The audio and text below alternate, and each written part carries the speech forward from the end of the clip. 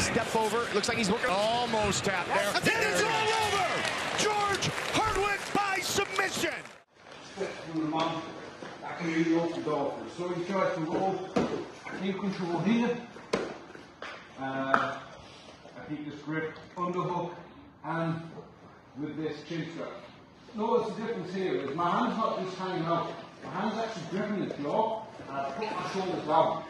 See the difference? His body has to move to accommodate how the distance of pressure was there, his head stuck into it. So see that difference?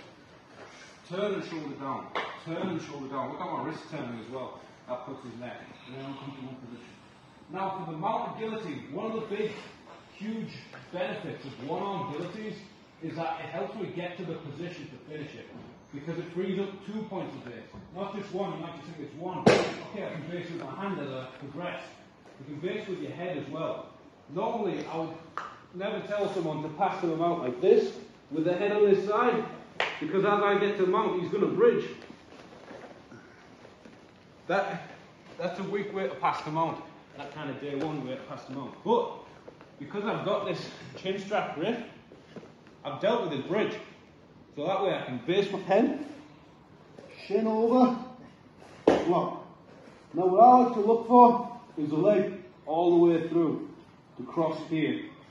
From there, this is where I can extend up and look for the finish. That's I can use my hand, I can use my hips and look for this finish here by extending through it. If it's really not working, then I can put my head back down and look to add the other grip. This is how you finished Richard Perry? Yeah. So my Bellator debut. It was a pass from half guard, and it's the same concept.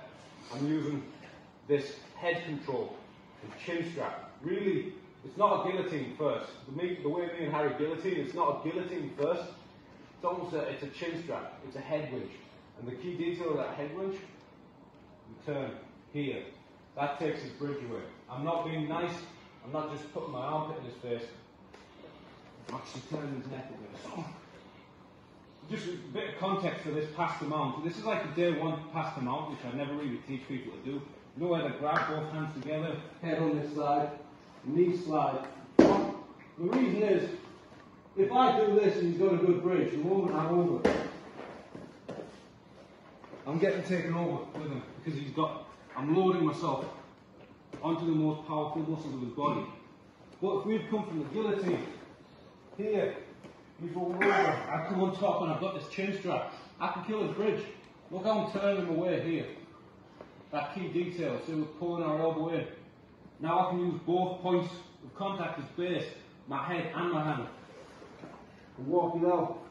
I can stop and bridge and Harry bridge here. If I just hang my weight here, he's got a bridge. If I actively turn his head out, he hasn't. I can put my knee on the mat first, roll, and there is the standard way, just crossing the feet. I like this one, where you're almost collecting his opposite foot. It might be more difficult to get in the first place, but if you lose this, you've still got the classic grip. Here, if I need to extend up, I extend up. If it's really not going on, I can bring my head back to the floor and finish. There's also the fancy way we both ended up here of rolling fully back into the mount.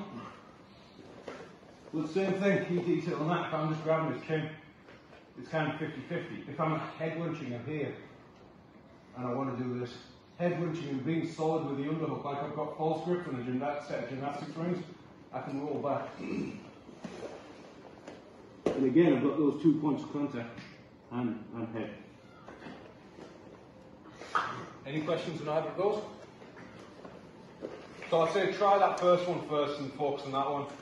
If you want to have a play around with the roll back, you can give it a go if you've had a few reps of knee sliding over. But the key is, always think any pass to mount, most passes to mount fail because they're not thinking he's going to bridge as soon as I'm in mount. But if we can keep control of his head, turn his head winch properly, and keep those two bases of contact in 2 points of base in our head, like our head and our hand, not just our hand, we can kill that threat before we take them on. See the chin strap, if you're just keeping that grip even for the finish, or you put focus through. So I might try and punch it further through, but it should be a good point to finish my forearms there. If it's struggling to finish, maybe a count of 10, it's not working. That's when I can always put my head back on the mat. Try and pull it through, try and high elbow, and then when I go back to just the one arm, it's easy to take it through. And then if worse comes to worse, after all of that, you took a really strong arm. Does everyone understand? Yeah. Any questions? Go!